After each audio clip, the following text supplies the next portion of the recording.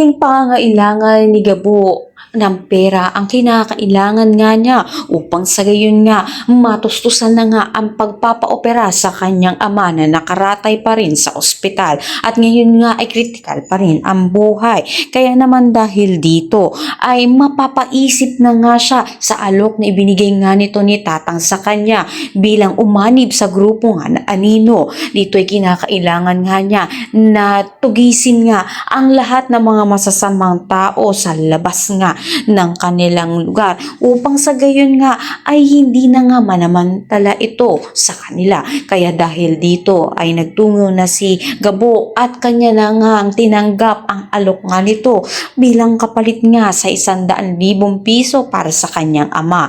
At ngayon nga ganito nga rin ang misyon nga nito ni Samantha na kung saan ipinatawag nga siya dahil kinakailangan tugisin nga nila itong nga si alias Tigre na isang gold miner na nanakaw. Kaya naman dahil dito kinakailangan daw nila na magplano ng mas matibay upang sa gayon nga hindi nga sila maisaan nga nito ni Tigre at matugis na nga nila ito. Kaya naman pakatutukan nga nito natin ang muling salpukan nga nito ni Gabo at ni Samantha sa pagtutulungan na pag-aresto at pagtugis kay Tigre. Ang lahat ng yan abangan natin. Maraming salamat sa inyong panood.